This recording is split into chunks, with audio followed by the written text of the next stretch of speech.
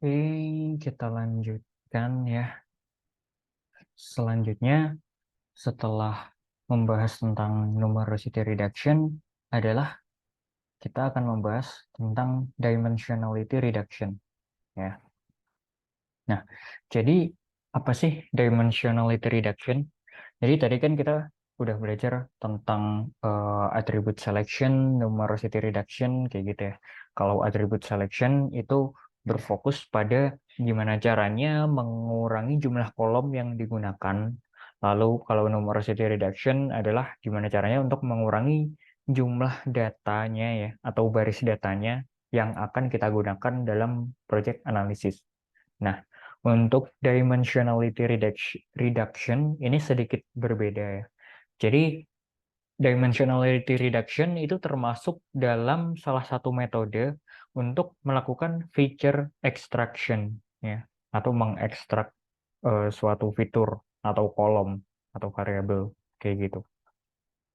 Nah, dimensionality reduction intinya adalah suatu cara untuk membuat data itu supaya lebih sederhana dengan memiliki lebih sedikit variabel atau fitur gitu. Nah, cuman cara melakukan pengurangan jumlah variabel atau fiturnya ini bukan dengan melakukan kayak attribute selection tadi ya, ngambil beberapa fitur aja terus lainnya dibuang, nggak kayak gitu.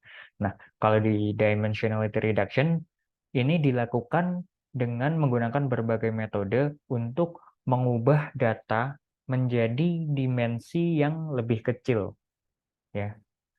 Jadi dimensi itu anggaplah kayak jumlah kolomnya gitu ya.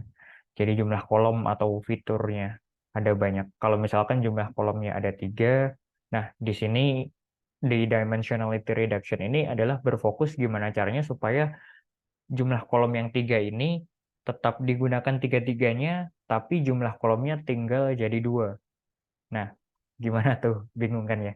Jadi intinya adalah gimana mentransformasi jumlah kolom atau jumlah dimensi yang awalnya jumlahnya sekian menjadi turun sekian gitu. Misalkan dari jumlah kolomnya 3 menjadi 2 kayak gitu. Jadi data yang awalnya 3 dimensi kita ubah menjadi 2 dimensi.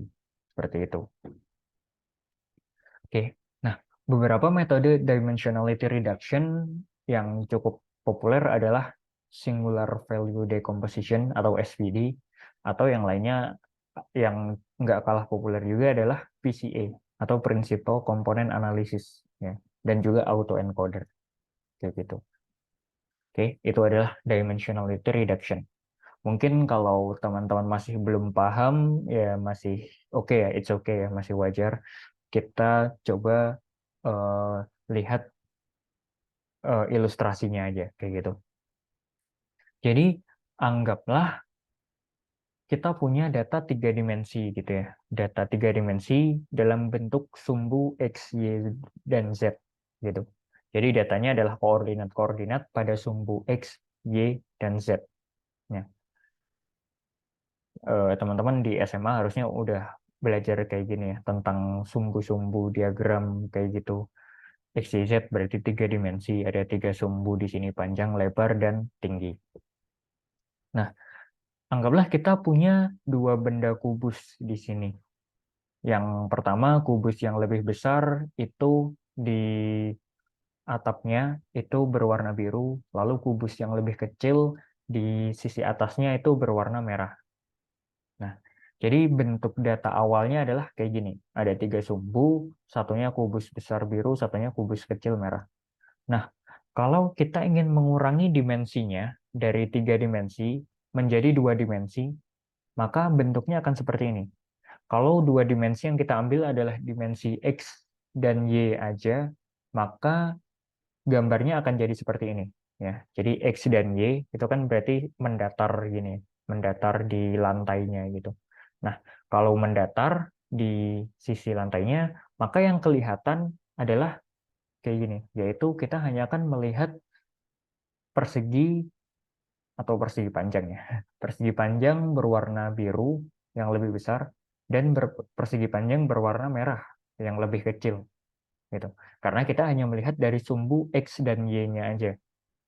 Ya. Jadi kita cuma lihat dari 2 dimensi aja di sini. Dari sebelumnya 3 dimensi, kita lihat dari sisi 2 dimensi X dan Y. Jadi kayak gini. Lalu kalau kita lihat lagi, kita putar lagi, kita ambil sumbu Z dan Y. Ya.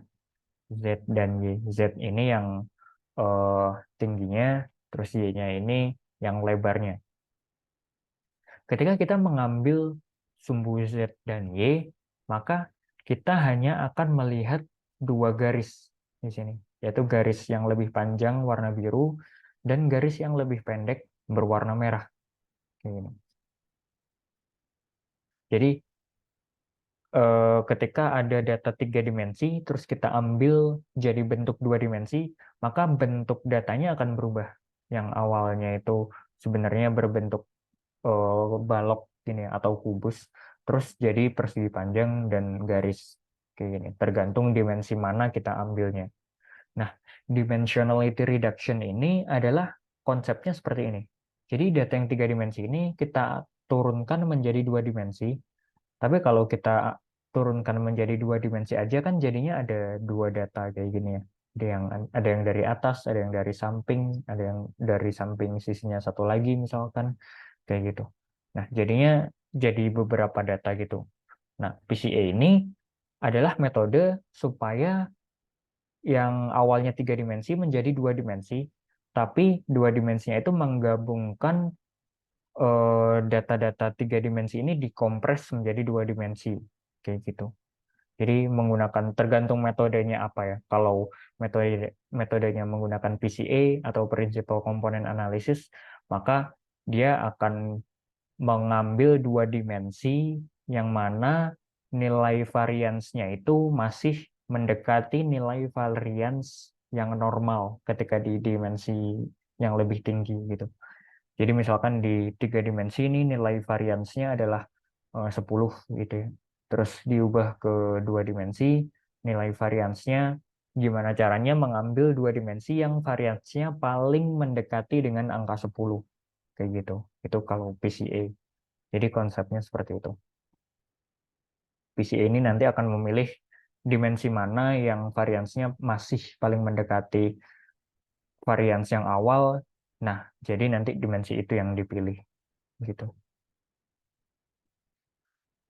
Oke. Nah, eh, teknik dimensionality reduction ini adalah teknik yang fokus ke 3 kriteria, yaitu memaksimalkan varians, lalu meminimalkan kesalahan rekonstruksi, ya, rekonstruksi ulang dari datanya, lalu juga gimana caranya supaya menjaga jarak antar data itu tetap seperti awalnya gitu, sedekat mungkin dengan versi data awalnya, seperti itu.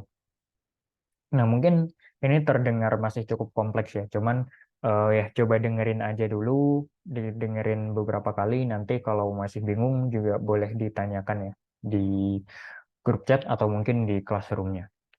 Jadi, yang pertama adalah memaksimalkan variance. Nah, kriteria dimensionality reduction ini bertujuan untuk mengurangi dimensi data, ya. Jadi dimensi datanya dikurangi, tapi dengan semaksimal mungkin mempertahankan nilai variansnya, kayak gitu. Jadi dimensinya berkurang, tapi sebisa mungkin nilai variansnya itu jangan sampai berkurang banyak, kayak gitu sih. Jadi ini artinya gimana caranya supaya kita bisa mengurangi data seefisien mungkin sehingga variasinya itu masih mirip dengan bentuk data aslinya, kayak gitu. Lalu yang kedua adalah meminimalisir kesalahan rekonstruksi. Ya. Nah, jadi kriteria ini intinya adalah berfokus untuk mengurangi error atau kesalahan antara data yang original dengan data yang udah direkonstruksi ulang. Ya. Karena ketika mengurangi dimensi, ya otomatis kita perlu merekonstruksi ulang atau membentuk ulang datanya, gitu ya, dalam dimensi yang lebih kecil. Misalkan dari 4 dimensi ke 3 dimensi, terus 3 dimensi ke 2 dimensi, gimana caranya supaya data itu rekonstruksi ulangnya itu errornya sekecil mungkin kayak gitu. Jadi artinya adalah gimana caranya mengurangi da- variansi data, penurunan variansi data sehingga bentuknya itu masih sedekat mungkin dengan data originalnya kayak gitu. Lalu yang terakhir adalah menjaga jarak antar data atau sebenarnya ini pairwise distance gitu. Jarak antar setiap titik datanya. Nah, kriteria ini bertujuan untuk menjaga jarak antara setiap pasangan titik data gitu ya, supaya setiap titik pasangan data itu jaraknya bisa semirip mungkin antara setelah dilakukan dimensionality reduction dan sebelumnya kayak gitu. Jadi artinya supaya korelasi atau relasi antara setiap titik data itu masih eh, sedekat mungkin dengan data originalnya gitu. Jadi yang sebelumnya misalkan ada dua titik data yang korelasinya tinggi atau ada beberapa titik data yang berkorelasi itu setelah dilakukan dimensionality reduction gimana caranya supaya korelasinya itu tetap tinggi. Seperti itu sih maksudnya. Oke. Nah, jadi metode untuk melakukan dimensionality reduction ini ada beberapa teknik. Yang pertama adalah yang menggunakan teknik linear kayak gitu, seperti principal component analysis dan factor analysis. Ya, jadi PCA dan FA. Cara kerjanya seperti tadi. Gimana caranya mereka mencari dimensi yang linear dan bentuk dimensinya itu hasil dari pengurangan dimensinya itu akan sebisa mungkin variansnya masih mendekati varians data originalnya seperti itu. Dan yang kedua adalah ada teknik non-linear. Contohnya adalah T-distributed stochastic neighbor embedding atau TSNE dan juga isomap. Ya, jadi kalau yang tadi itu dimensinya berbentuk linear, kalau di sini bisa bentuknya itu nggak linear, kayak bisa eksponensial atau yang lain-lain kayak gitu. Atau yang terakhir ada yang disebut dengan spectral decomposition dan metode manifold learning kayak gitu. Jadi eh, di sini spectral decomposition itu prinsipnya menggunakan fungsi eigenfunction dan eigenvector gitu ya untuk melakukan dekomposisi dimensi.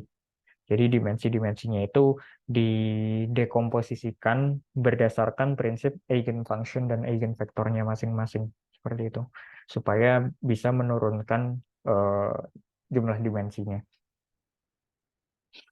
Lalu yang terakhir adalah manifold learning methods ya. Jadi intinya mengimplementasikan teknik linear seperti PCA tadi secara segeneral mungkin supaya bisa lebih sensitif terhadap struktur yang non-linear kayak gitu. Jadi ini intinya pendekatan supaya teknik-teknik linear ini bisa menjadi lebih sensitif terhadap bentuk dimensi yang non-linear seperti itu. Oke. Nah, lalu apa sih kelebihan dan kekurangan dari dimensionality reduction ya? Karena di sini ini adalah teknik yang sedikit berbeda dengan attribute selection tadi ya. Kalau attribute selection kan langsung di drop kolomnya apa aja. Kalau yang di sini kolomnya masih kepakai semua, tapi jumlah kolomnya atau jumlah dimensinya itu dikurangin sehingga datanya itu perlu dimampatkan menjadi jumlah dimensi yang lebih kecil, tapi semua datanya masih masuk ke situ, kayak gitu. Nah, kelebihannya adalah metode ini mengurangi kompleksitas model karena jumlah dimensi datanya tadi berkurang ya, dan membuat model itu jadi lebih mudah dipahami dan diinterpretasikan karena data inputnya jadi lebih simpel sehingga kita bisa lebih mudah membaca interpretasi modelnya. Lalu ini juga meningkatkan efisiensi komputasi mesin untuk menjalankan algoritma atau modelnya gitu ya, dengan mengurangi ukuran data yang perlu diproses. Karena datanya dimensinya itu berkurang, ya nanti ukuran datanya juga akan berkurang secara otomatis kayak gitu ya. Sehingga efisiensi komputasinya bisa lebih bagus, lebih baik gitu. Lalu juga meningkatkan interpretabilitas model dengan menghilangkan fitur yang nggak relevan dan berulang atau redundan gitu. Jadi modelnya bisa diinterpretasi lebih mudah karena fitur-fitur yang nggak penting atau yang nggak relevan dan nggak berulang itu akan dimampatkan gitu ke fitur-fitur lain yang lebih penting kayak gitu. Sehingga ketika melihat kayak feature importance atau melihat fitur mana yang berdampak terhadap output model itu biasanya jadi lebih mudah dibaca kayak gitu. Tapi ada kekurangannya juga menggunakan dimensionality reduction ini. Yang pertama adalah sama kayak tadi ya. Jadi tetap ada potensi informasi yang hilang karena fitur yang relevan bisa jadi akan kehapus kayak gitu ketika proses pengurangan dimensi. Jadi setiap melakukan pengurangan dimensi itu kan otomatis datanya akan berubah gitu ya. Datanya berubah jadi dimensi yang lebih kecil. Nah, ketika perubahan data ini otomatis variansnya pasti berkurang ya. Meskipun algoritma tadi mengusahakan supaya variansnya itu bisa sedekat mungkin dengan data originalnya, tapi pasti tetap ada pengurangan gitu. Nah, ketika pengurangan ini bisa jadi ada kolom yang eh, hilang gitu sih informasinya, sehingga ya bisa jadi kolom-kolom yang justru relevan, justru berdampak itu malah informasinya hilang kayak gitu. Dan juga dimensionality reduction ini secara proses memang sebenarnya lumayan berat ya, cuman hanya dilakukan sekali di awal kayak gitu.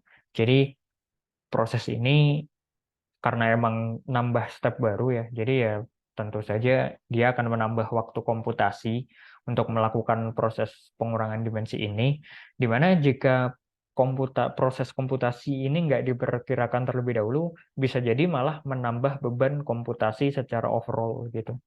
Bisa jadi malah kalau asal ngelakuin dimensionality reduction aja, terutama kalau ngurangin dimensinya yang gede banget gitu ya. Kayak dari 6 dimensi menjadi 2 dimensi, itu kan berarti banyak banget penurunannya ya.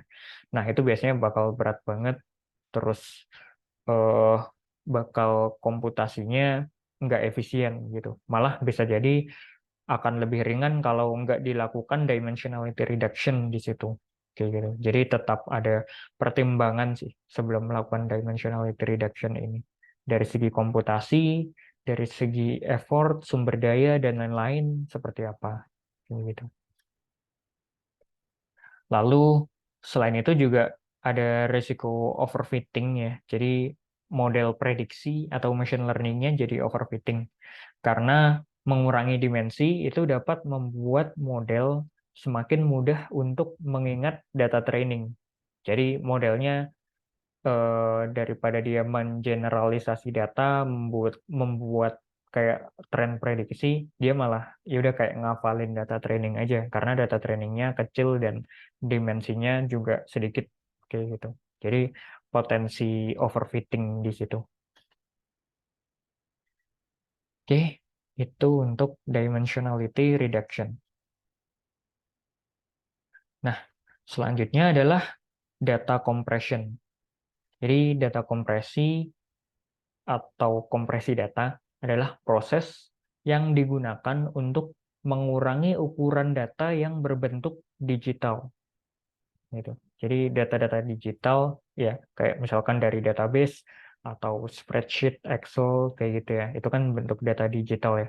Nah, itu semuanya sebenarnya bisa dikompresi gitu. Dan kalau kalian mengolah data online kayak gitu, misalkan di spreadsheet, kemungkinan besar eh, si Google Spreadsheet-nya itu di belakangnya mereka pasti melakukan data kompresi gitu sih, supaya data yang keluar masuk ke sistem mereka itu bisa jadi jauh lebih ringan. Karena kalau datanya dibiarin data yang asli original itu kan biasanya berat banget ya, terutama kalau row-nya banyak dan lain-lain. Nah, jadi kemungkinan dalam beberapa sistem itu akan ada proses data kompresi ketika mengolah data yang besar kayak gitu sih. Karena bayangkan jika misalkan kita ingin melakukan analisis terhadap puluhan juta pelanggan perusahaan kita ya, atau pelanggan platform kita, dan setiap pelanggan itu memiliki puluhan kolom data. Berarti kan datanya ada banyak banget ya, matriks datanya. Jumlah baris dan jumlah kolomnya jadi banyak banget. Karena jumlah datanya sendiri banyak, lalu jumlah kolomnya juga banyak. Maka datanya jadi kompleks dan berat dari situ. Kayak gitu. Nah, kalau nggak dilakukan data compression, ya berarti kita harus menyiapkan sistem komputasi yang kuat banget, yang resource-nya gede banget, kayak gitu. Oke. Nah, untuk data compression sebenarnya ada dua cara melakukan kompresi data ya, yaitu yang pertama yang disebut dengan lossless compression, dan yang kedua adalah lossy compression. Nah, perbedaan utama antara lossless dan lossy compression adalah kalau lossless compression itu adalah sistem kompresi yang dapat membangun ulang data menjadi bentuk originalnya setelah didekompresi. Jadi misalkan data yang gede dikompres supaya bentuknya secara ukuran filenya jadi kecil gitu ya, itu dikompres. Nah, kalau lossless, setelah datanya dikompres, terus didekompresi, dibuka lagi, itu ukuran datanya dan isi datanya itu akan tetap sama seperti sebelum dikompres. Kayak gitu. Itu untuk lossless. Nah, sementara untuk lossy compression, datanya ini nggak bisa dikembalikan pada bentuk data awalnya. Ya. Jadi yang awal datanya gede, terus habis itu dikompres jadi kecil gitu ya secara ukuran. Lalu ketika didekompresi, kalau menggunakan metode lossy compression, maka setelah datanya balik, itu nggak akan balik sesuai dengan ukuran originalnya. Nah, penjelasannya seperti apa? Penjelasannya seperti ini. Jadi, lossless compression itu intinya adalah mengurangi ukuran data ketika dilakukan kompresi ya. Itu dia akan mengurangi ukuran data tanpa kehilangan informasi apapun dari data originalnya. Jadi, semua informasi dari data originalnya itu disimpan. Hanya ukurannya aja dikompres. Kayak gitu. Itu lossless. Lalu kalau lossy compression adalah mengurangi ukuran data dengan cara menghapus secara permanen beberapa data asli. Jadi data-data aslinya kayak data yang nggak terlihat atau data yang nggak penting gitu ya, itu beneran dihapus kalau di lossy compression ini. Misalkan kayak data foto gitu ya, terus kita kompres menggunakan lossy compression. Nah, kalau menggunakan lossy compression bisa jadi detail-detail kayak misalkan lokasi diambilnya foto tersebut, atau mungkin tanggal dan hari diambilnya kompresi tersebut bisa jadi dihilangkan di situ karena dianggap data yang nggak terlihat dan nggak penting misalkan. Jadi setelah datanya dikompres, lalu didekompres, dibuka lagi datanya menggunakan lossy compression, akan ada beberapa informasi yang hilang kayak gitu. Ya, ilustrasinya seperti gambar yang di sini. Kalau lossless itu data original terus dikompres jadi kecil. Lalu ketika didekompresi, dibuka lagi datanya, di restore, itu ukurannya akan sama dengan original, gitu ya. Sedangkan kalau di lossy compression, itu dari data original lalu dikompres, ukuran kompresnya bisa jadi akan kecil banget, akan sangat kecil ukuran setelah dikompresnya. Lalu setelah itu di restore. Nah, setelah di restore ini datanya ukurannya nggak akan sebesar data originalnya. Ya. Jadi akan jadi lebih kecil gitu dibandingkan data originalnya. Karena memang ada beberapa informasi yang dihapus ketika melakukan compression secara lossy compression ini. Kayak gitu. Cuman emang lossy ini ketika dikompres ukurannya akan jadi jauh lebih kecil dibandingkan dengan yang lossless. Kayak gitu. itu untuk data compression, kayak gitu ya. Nah, data compression ini sendiri sebenarnya penting ketika kita melakukan analisis data yang gede dan datanya itu eh nggak bisa, misalkan udah nggak ada lagi kolom yang bisa dihilangkan karena kolomnya penting semua gitu ya. Terus secara baris data numeracy reduction nggak bisa dilakukan karena misalkan emang semua data ini udah penting dan semuanya harus dipakai kayak gitu. Atau eh, nggak bisa nggak bisa dilakukan dimensionality reduction juga karena kita nggak ingin kehilangan informasi sama sekali gitu misalkan. Jadi semua datanya itu penting, semua datanya itu signifikan, semua datanya itu berdampak besar bagi output datanya, maka yaudah kita lakukan kompresi gitu. Jadi misalkan kolom-kolom yang sifatnya numerik gitu ya, misalkan nilai transaksi gitu, bentuk uang gitu ya, berapa rupiah. Nah, itu biasanya kan bentuknya integer 64 gitu misalnya. Nah, di sini kita bisa lakukan kompresi dengan mengubah tipe datanya jadi integer 16 misalkan. Jadi secara kolom itu kita menyimpannya dalam format angka yang lebih ringan. Kayak gitu sih. Jadi itu termasuk contoh data compression. Jadi mengubah tipe data menggunakan tipe data yang lebih ringan. Kayak gitu. Oke. Nah, sekarang kita coba masuk ke bagian studi kasus data reduction. Nah, jadi studi kasusnya seperti ini. Bayangkan pada suatu perusahaan, perusahaan ini memiliki data pelanggan atau vendor yang setiap pelanggan itu memiliki ribuan kolom, ya. Sehingga artinya adalah setiap baris data pelanggan atau vendor itu terdapat ribuan data yang berkaitan dengan pelanggan tersebut. Ya. Jadi setiap orang di database pelanggan itu kolomnya banyak banget sampai ribuan sehingga datanya berat banget kayak gitu. Jadi hal ini akan mengakibatkan proses analisis apapun yang berkaitan dengan pelanggan akan menjadi berat. Ya. Jadi kayak misalkan menganalisis usia pelanggan, kebanyakan berada di rentang usia berapa, itu jadi berat banget.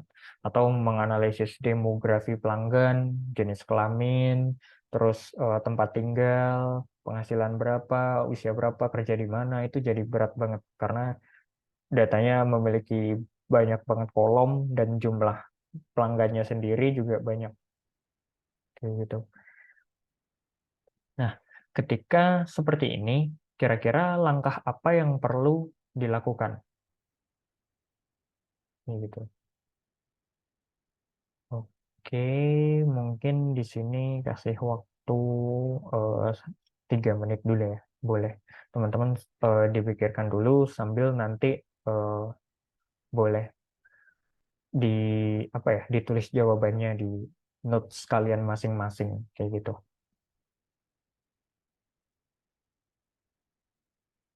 Oke, boleh sambil coba dikerjain dulu ya ini. Kira-kira kita perlu melakukan apa di sini? Kayak gitu.